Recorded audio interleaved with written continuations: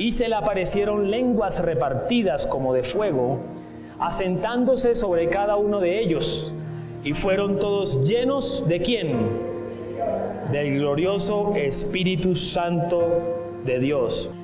Moraban entonces en Jerusalén judíos, varones piadosos de todas las naciones bajo el cielo, y estaban todos atónicos y perplejos, diciéndose unos a otros: ¿qué quiere decir esto?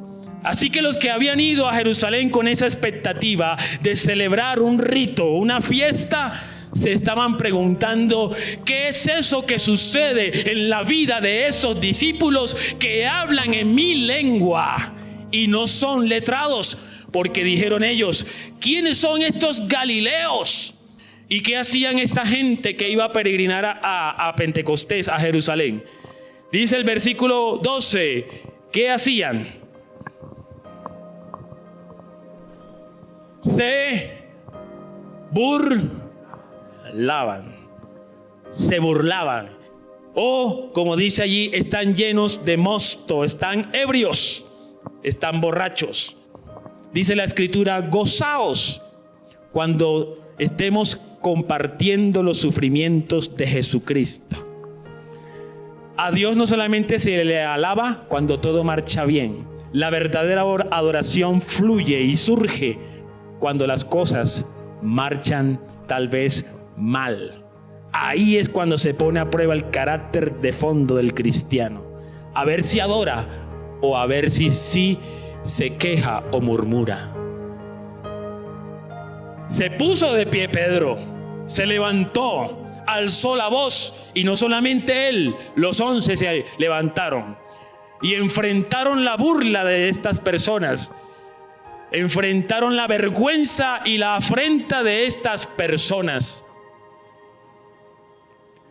Esto es una señal de avivamiento. No habrá avivamiento si no hay predicación contundente, predicación abierta, predicación directa, predicación en relación a lo que el Señor ha hecho en nuestras vidas. Entonces, dice la Escritura que Pedro se puso en pie y alzó la voz con los 11. Varones judíos y los que habitan en Jerusalén, sea notorio y oíd mis palabras, porque estos no están ebrios, como ustedes suponen, puesto que es la hora tercera del día, de mediodía hacia la tarde. En otras palabras, hora de la siesta. Mas esto es lo dicho por el profeta Joel. Y en los postreros días, léalo conmigo ahora. Vamos, y en los postreros, léalo conmigo. Y en los postreros días, dice Dios, derramaré de mi espíritu sobre toda carne, y vuestros hijos y vuestras hijas profetizarán, vuestros jóvenes verán visiones, y vuestros ancianos soñarán sueños. Y de cierto sobre mis siervos y sobre mis siervas en aquellos días derramaré de mi espíritu y profetizarán. Y luego sigue la segunda parte de la profecía, que todavía no se ha cumplido y se cumplirá en el final de los tiempos. Retomamos entonces el versículo 22. Siguió Pedro, citó la Biblia, citó la profecía y luego dijo: varones israelitas, oíd estas palabras: Jesús Nazareno, varón aprobado por Dios entre vosotros con las maravillas, prodigios y señales que Dios hizo entre vosotros por medio de él, como vosotros mismos sabéis. A este entregado por el determinado consejo y anticipado conocimiento de Dios, prendisteis, matasteis por manos de inicuos, crucificándoles, al cual Dios levantó, suelto los dolores de la muerte, por cuanto era imposible que fuese retenido por ella. Saltamos al versículo 29. Varones hermanos, se os puede decir libremente del patriarca David, que murió y fue sepultado, y su sepulcro está con nosotros hasta el día de hoy. Pero siendo profeta y sabiendo que con juramento Dios le había jurado de que su descendencia en cuanto a la carne levantaría el Cristo para que se sentase en su trono, viéndolo antes, habló de la resurrección de Cristo, que su alma no fue dejada en el Hades, ni su carne vio corrupción. A este Jesús resucitó Dios, de lo cual todos nosotros somos testigos. Así que, exaltado por la diestra de Dios, y habiendo recibido del Padre la promesa del Espíritu, ha derramado esto que vosotros veis y oís. Saltamos entonces al versículo 37. Al oír esto, ¿qué pasó en ellos? Se compungieron de corazón y dijeron a Pedro y a los otros apóstoles: varones hermanos, ¿qué haremos? Y Pedro, ¿qué les dijo? Se van para el infierno. ¿Qué les dijo? Arrepiéntanse y bautícense cada uno de ustedes en el nombre de Jesucristo para perdón de los pecados, y recibiréis el don del Espíritu Santo, porque para ustedes es la promesa, para sus hijos, para los que están lejos, para cuantos al Señor le dé la gana de llamar a salvación. Y con otras muchas palabras testificaba y les exhortaba diciendo: sed salvos de esta generación perversa. Así que los que recibieron su palabra fueron bautizados, y como cuantos añadieron aquel día, y perseveraban en la doctrina, en la comunión unos con otros, en el partimiento del pan y en las oraciones. Que el Señor bendiga su palabra en esta mañana. Hoy quiero compartir sobre la predicación de la palabra como señal de la llenura del Espíritu Santo y del avivamiento.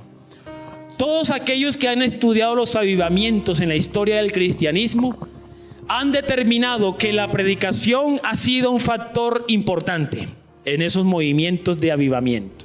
Pero para que haya avivamiento no solamente es necesario orar, orar y orar, sino también ser llenos del Espíritu.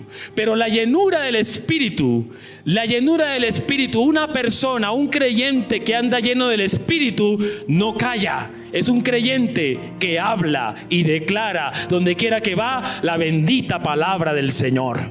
¿Cuántos dicen amén? Hay una conexión muy íntima entre la llenura y la predicación. Obviamente, cuando hay un creyente frío, es un creyente que anda derrotado, cabizbajo, es un creyente que anda bajo el pie del enemigo así, y por lo tanto, ¿qué va a hablar si su vida está vacía? Pero quien está lleno puede dar. Quien está lleno del Espíritu puede predicar, puede compartir la palabra de Dios, guiado por el Espíritu. Así que la predicación es una señal, es un principio que desarrolla o que permite o que sostiene cualquier avivamiento que surja.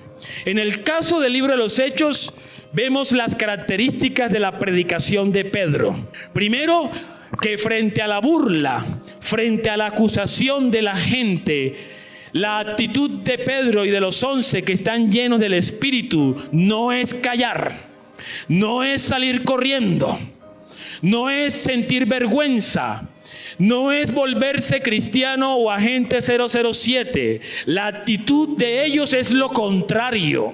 Frente a la mentira del diablo, ¿qué hay que predicar? La verdad de Dios a viva voz. Así que la primera característica que yo veo allí es que ellos toman la iniciativa de ponerse en pie y de alzar la voz. Ahora, ¿qué significa eso de ponerse en pie? ¿Cómo estaban ellos? Antes, estaban sentados y tal vez estaban postrados en oración. Nótese que hay momentos de oración, pero hay momentos de acción. Para uno desarrollar la predicación, la predicación bajo el influjo, bajo la llenura del Espíritu Santo, ese no es el momento de estar postrado. Es el momento de levantarse y de ir y de hacerlo. ¿Qué implica esto? Que hay que tomar una decisión, que hay que tomar la iniciativa. Hay un impulso, hay un influjo, hay una llenura en el corazón, pero es tu decisión la que permite o no permite que el Espíritu Santo haga lo que tenga que hacer a través de la palabra. En este caso, estos discípulos tomaron la iniciativa, se pusieron en pie. Ponerse en pie significa entonces tomar la decisión de actuar. Y luego, ¿qué hicieron? Alzaron la voz, es decir, abrieron su boca. Y cuando abrieron su boca, ellos abrieron la boca para explicar lo que había sucedido o lo que estaba sucediendo en sus vidas. Para eso abrieron la boca. A veces uno dice, pero yo qué voy a predicar, pastor, si yo no tengo seminario bíblico. Usted no tiene seminario bíblico probablemente, pero seguramente tiene al Espíritu Santo. Y si usted tiene el Espíritu Santo y ha obrado en su vida, ¿usted de qué va a hablar? De las maravillas que el Señor ha hecho en su vida. A veces se entiende que el avivamiento es tener iglesias llenas de multitudes. Pero puede suceder que caigamos en un error.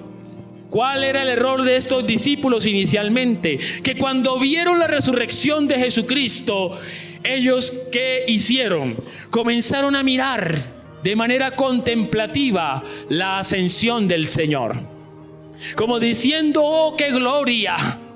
Oh, qué unción, oh, qué cosa tan bonita, oh, qué cosa tan esplendorosa, no quisiéramos irnos de aquí. Y tenían su mirada, en el capítulo 1 dice que lo miraban como ascendía al cielo, como diciendo, gloria a tu nombre, verdaderamente tú eres el Hijo de Dios. Pero mientras ellos miraban, el Señor mandó 2 mensajeros que le dijeron otra cosa.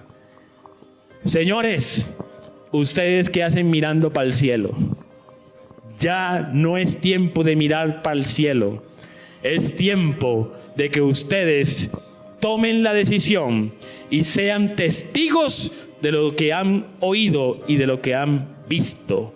Pero recibiréis poder cuando haya venido sobre ustedes. ¿Quién?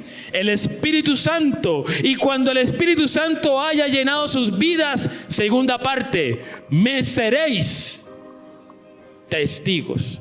La palabra testigo en el griego es martirium. ¿Sabe qué significa eso entonces? Martirium está diciendo, y recibiréis poder, dinamis. Dinamita, recibiréis poder del Espíritu Santo y me seréis mártires. No solamente en Jerusalén, sino en todas partes del mundo. Mientras que hay unos radicales, unos fanáticos, porque en realidad son fanáticos que matan en nombre de Dios, los mártires, los testigos de Pentecostés no matan. Al contrario, son perseguidos por causa de su fe. Hay una diferencia. ¿Me hago entender? Hoy hay quienes matan en nombre de Alá o en nombre de Dios. Hoy hay quienes matan con sus palabras la fe de otros en nombre de Dios, defendiendo doctrinas. Hay quienes matan con su testimonio en nombre de Dios la fe de otros. Así que no solamente es muerte física, también es espiritual. Pero los testigos de aquí no matan. Los testigos del libro de los Hechos son contrario, son perseguidos, son burlados y en algunos casos son martirizados, como el caso de Esteban, que fue muerto por causa de su fe. Es lo contrario. ¿Y qué significa eso de ser testigos? Significa estar dispuesto a entregar su vida por causa del Evangelio. Porque el precio que Jesucristo fue tan alto que no hay cómo gratificar, cómo honrar la salvación tan grande, que el creyente que está lleno del Espíritu finalmente dice: Señor, aquí está mi vida. Y entregar la vida no significa: venga, póngame un revólver en la cabeza y dispáreme. Eso no es. Entonces, predicar y enseñar este principio de ser testigos en este tiempo no es fácil. En los años 60 era algo aceptado entre los cristianos, porque predicar en ese entonces no era fácil. En el caso de Asambleas de Dios tuvimos 2 mártires. Uno fue apedreado literalmente y otro fue quemado. En ese país del Sagrado Corazón de Jesús. Eran mártires en aquel entonces, en los años 50, época de la violencia. Y así fue como su sangre probó que lo que predicaban era verdad, porque la verdad que defendían, la defendían con su propia vida. No la defendían con el pastor de su iglesia, la defendían con su propia vida. Y gracias a esa sangre que derramaron algunos mártires de Asambleas de Dios, es por eso que esta iglesia sigue existiendo. Porque estos eran líderes que formaban a otros ministros, a otros pastores que hoy o ayer fundaron muchas iglesias, entre las cuales esta. Nosotros en este tiempo, ¿qué estamos haciendo? Estamos cosechando. Pero ya hubo alguien y una generación que sembró con lágrimas. Este evangelio tiene un costo. Es un privilegio. Esto que estamos haciendo acá es un privilegio. En Indonesia es imposible hacer esto que estamos haciendo acá.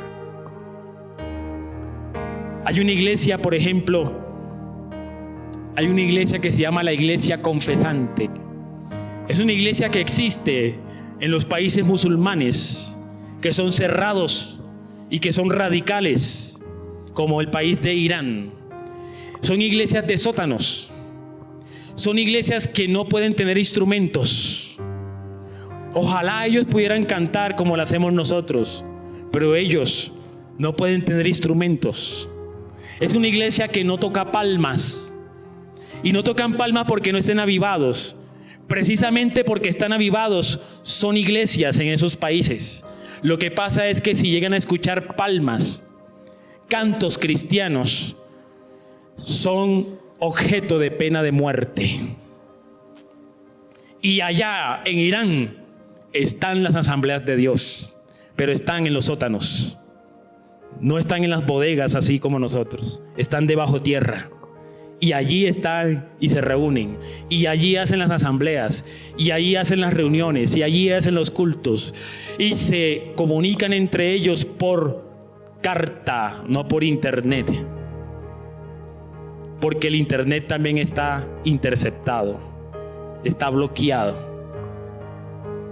Entonces, eso significa ser testigo, entregar la vida, y no necesariamente es decir: venga, mátenme. No es eso. Entregar la vida es una decisión del corazón. ¿Sí? La predicación de Pedro respondía a eso. ¿Usted sabía lo que significaba levantarse y ponerse en pie para predicar? En ese momento, Pedro y los 11 estaban en riesgo de ser apedreados. Porque lo que estaban diciendo casi que era contrario al judaísmo. En segundo lugar, la predicación de Pedro fue profética. Y aquí quiero hacer una explicación sobre la palabra profética, ya que hay tanto abuso en la enseñanza de hoy. ¿Cuál es la actividad del profeta? Declarar que la palabra, ¿de quién? De Dios. En el Antiguo Testamento el Señor traía profecía, levantaba al profeta, había una señal de que alguien era profeta.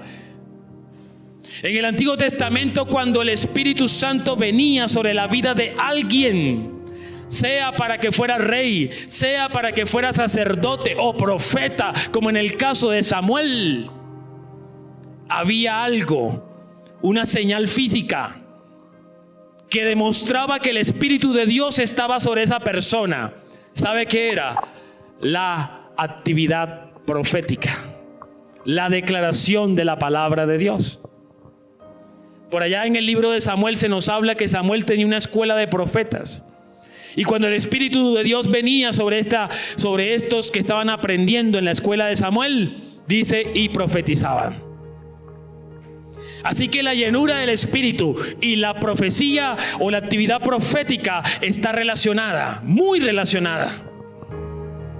En el Nuevo Testamento, en el libro de los Hechos, cuando Pedro se levanta para predicar, él que dice, esto que está sucediendo es lo que ya está profetizado. ¿Y qué está haciendo Pedro? Está declarando la profecía del Antiguo Testamento en su momento. ¿Qué sería la actividad profética en este tiempo? Sería nada más y nada menos que declarar, proclamar. Kerigma es la palabra griega de esta actividad. Declarar, proclamar. ¿Qué cosa? La palabra de Dios que ya ha sido revelada. Esa es la actividad profética. Así que la predicación tiene un sentido profético en la medida en que se declare la palabra de Dios para cada momento.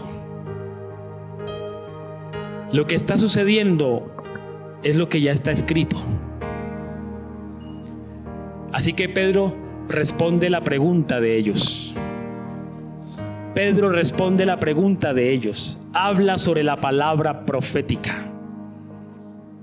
A veces cuando uno va a predicar el evangelio, uno no escucha la necesidad de las personas. Uno solamente comienza.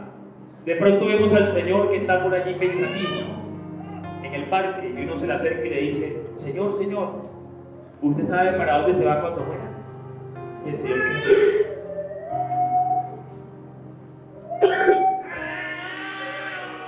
¿Esa era la pregunta del Señor? No, esa era la pregunta suya. De pronto el Señor le está preguntando otra cosa. Cuando uno va a predicar, debe escuchar también las preguntas de las personas. Pedro escuchó que había una pregunta. ¿Qué es esto? Así que él responde. ¿Y cómo le responde? Con la palabra ¿de quién? De Dios. ¿Y qué es la predicación profética? Es la proclamación de la palabra de Dios para la necesidad de cada tiempo, para la necesidad de cada momento de las personas. Y esa es la segunda característica que yo veo acá. Hay una predicación profética. No es una predicación de adivinanzas, no es una predicación de tarot, no es una predicación de horóscopo, no es esa predicación, ¿sí? Es la predicación de la palabra de Dios, la palabra profética. Estas personas, cuando escucharon el mensaje, comenzaron a mirar a Pedro y a escuchar el mensaje, y se dieron cuenta que la necesidad de ellos, en el fondo, era una culpabilidad que ellos tenían y cargaban. Había un sentido de culpa interior.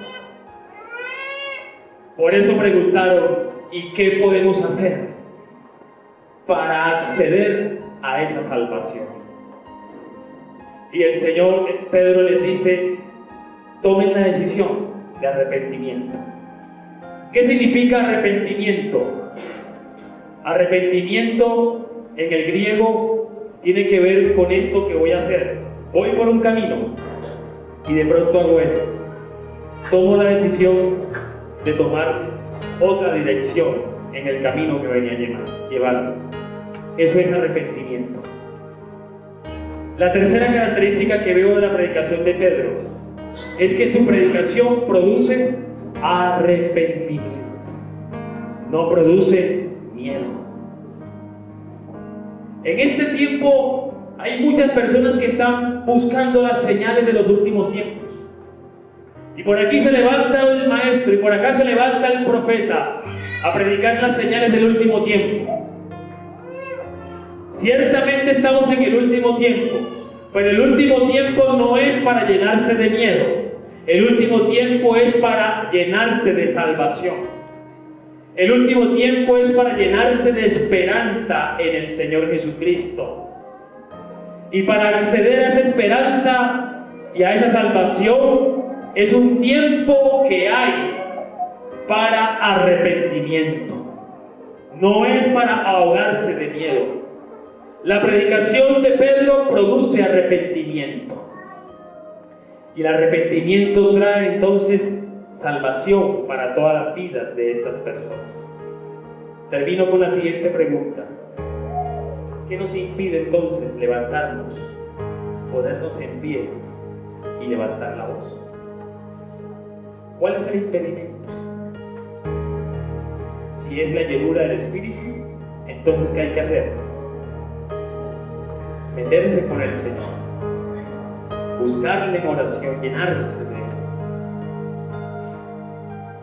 ¿Saben que cuando uno no está lleno del Espíritu, uno cree enfrentar los problemas de la vida en la carne? Uno cree enfrentar los problemas de la vida en la fuerza de voluntad. La llenura del Espíritu no es fuerza de voluntad. Es que cuando yo me propongo algo, yo lo hago. Mira, cuando hay cansancio, por mucho que haya fuerza de voluntad, la voluntad se quiebra, tarde o temprano. Pero el Espíritu permanece. Dice la Escritura, no es con espada y jabalina, es con el poder de Dios, poder del Espíritu Santo. Podemos tener una voluntad quebrantada, pero si hay una vida llena del Espíritu Santo, por más que haya una voluntad quebrantada, el Espíritu Santo sostiene la vida, sostiene la fe de ese creyente, sostiene el poder de Dios en la vida de ese creyente, para testificar, para predicar, para salir adelante en medio de cada batalla de la vida. ¿Qué nos impide entonces levantarnos y alzar la voz? Si es la llenura del Espíritu, llenémonos de Él. Pero si creemos que estamos llenos del Espíritu, es el tiempo de actuar. Es el tiempo de levantarse, de la postración y de levantar la voz. ¿Cuántos dicen amén? Amén. Vamos a ponernos en pie y vamos a orar por esta palabra.